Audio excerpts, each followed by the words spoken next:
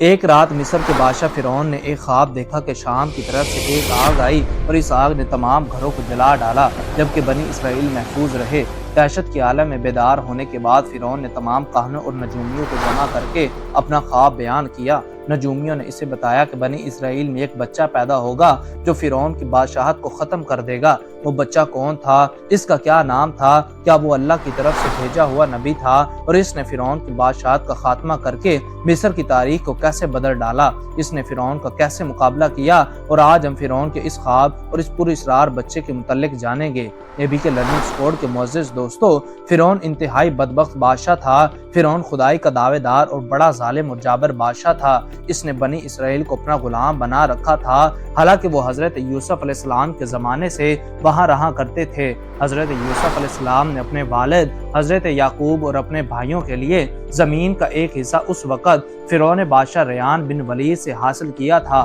حضرت یعقوب علیہ السلام کی یہی نسل بنی اسرائیل کہلائی جو مصر میں خوب پھلی پھولی۔ یہ لوگ حضرت یعقوب علیہ السلام کے دین کے پیروکار تھے۔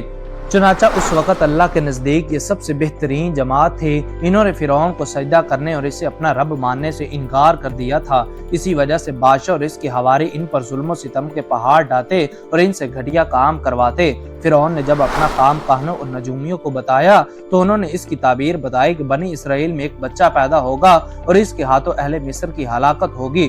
بنی اسرائیل کے یہاں بھی شروع سے یہی بات مشہور تھی، لہٰذا اس خواب کے بعد وہ مزید فکر مند ہو گیا اور اس نے حکم جاری کر دیا کہ بنی اسرائیل میں پیدا ہونے والے تمام لڑکے قتل کر دیے جائیں۔ اس حکم کے مطابق فرعون کے حواری اور اس کے سپاہیوں نے ہر ممکن قدم اٹھایا، کوئی بھی نومولود لڑکا زندہ نہ بچ پائے، لیکن اللہ کے فیصلے اٹل ہوتے ہیں۔ دیکھتے ہی دیکھتے بنی اسرائیل کے ہزاروں نومولود بچے ذبح کر دیے گئے۔ چنانچہ ایک وقت وہ آیا کہ جب سرداروں نے فرعون سے کہا کہ اگر بنی اسرائیل کے لڑکوں کا اسی طرح قتل عام ہوتا رہا تو ہمیں آئندہ خدمتگار ملنا مشکل ہو جائیں گے، اور پھر ہمارے یہ کمتر، گھٹیا اور غلیظ کام کون کرے گا؟ اس پر فرعون نے حکم جاری کیا کہ 1 سال چھوڑ کر بچے قتل کر دیے جائیں۔ انہی دنوں حضرت موسیٰ علیہ السلام کی والدہ اپنے حمل کے ابتدائی دنوں میں تھی۔ انہوں نے اس بات کو چھپائے رکھا یہاں تک کہ پیدائش کا وقت آ پہنچا اور انہوں نے بچے کو جنم دیا۔ اس بارے میں سوائے قریبی لوگوں کی کوئی نہیں جانتا تھا۔ نجومیوں نے فرعون کو اطلاع دی کہ بچہ پیدا ہو چکا ہے۔ اس اطلاع نے فرعون کو بدحواس کر دیا۔ اس کے سپاہیوں نے گھر گھر تلاشی شروع کر دی۔ حضرت موسیٰ علیہ السلام کے بھائی حضرت ہارون امن والے سال میں پیدا ہوئے تھے، جبکہ حضرت موسیٰ علیہ السلام قتل والے سال میں پیدا ہوئے۔ حضرت موسیٰ علیہ السلام کے والدین سخت پریشان تھے۔ 3 مہینے تک انہوں نے حضرت موسیٰ علیہ السلام کو چھپا کر رکھا، لیکن زیادہ عرصہ تک بچے کو شاہی جاسوسوں کی نظروں سے چھپا کر رکھنا ممکن نہ تھا۔ پھر بھی وہ اپنی پوری کوشش کرتی رہی، یہاں تک کہ ان کے پاس اللہ کا حکم آن پہنچا۔ یہ حکم اللہ نے ان کے دل میں ڈالا تھا، یعنی القا کیا تھا۔ بس حضرت موسیٰ علیہ السلام کی والدہ کے دل میں خیال آیا کہ تابوت کی طرح ایک صندوق بنایا جائے اور اس بچے کو اس صندوق میں رکھ کر دریائے نیل کے بہاؤ پر چھوڑ دیا جائے۔ حضرت موسیٰ علیہ السلام کی ماں نے اللہ کے حکم کے مطابق بچے کو صندوق میں رکھا اور دریا میں چھوڑ دیا۔ ساتھ ہی موسیٰ علیہ السلام کی بہن سے کہا کہ تم اس کے پیچھے پیچھے چلتی جاؤ، لہٰذا وہ دریائے نیل کی موجوں میں چلے اور ان کی بہن کنارے کنارے چلی، اپنے بھائی کی نگرانی کرتی جا رہی تھی کہ دریا میں ڈالنے کے بعد وہ کہاں جاتے ہیں۔ صندوق بہتا ہوا فرعون کے محل کے تالاب میں پہنچ گیا۔ وہاں فرعون کی بیوی ملکہ اور خادمائیں لطف اندوز ہو رہی تھی۔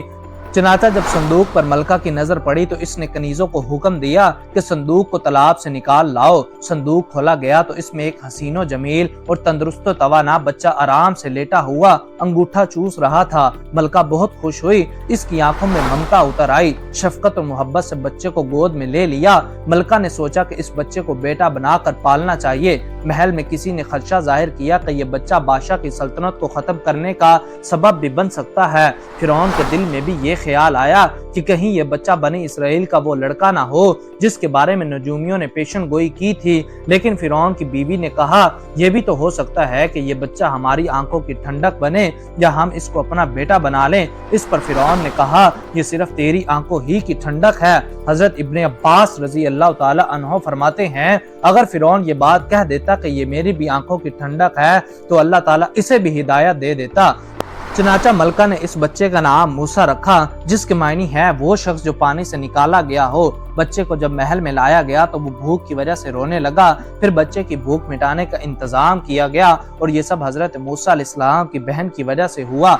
जब वो भूख की वजह से दूध के लिए रो रहा था, तब दूर खड़ी हजरत मूसा अलैहिस्सलाम की बहन ये सब माजरा देख रही थी। मूसा की बहन ने फिरौन की बीवी से कहा, क्या मैं तुम्हें ऐसा घर ना बताऊं जो इस बच्चे की तुम्हारे लिए परवरिश करे और इस बच्चे के खैर खां हो, इसलिए कि वो एक गरीब घराना है। जब इन्हें मालूम होगा कि ये बच्चा फिरौन के घर से आया है तो इन्हें इनाम कराम मिलने की उम्मीद रहेगी। इस घर में नेक सीरत खातून है, वो इस बच्चे को बाखुशी दूध पिलाना कबूल करेगी। फिरौन की बीवी ने कहा, चलो ठीक है। लिहाजा आप अलैहिस्सलाम की बहन इन्हें घर ले आई। इस तरह हजरत मूसा अलैहिस्सलाम की परवरिश इनकी अपनी ही वालिदा मुहतरमा के हाथों में होने लगी।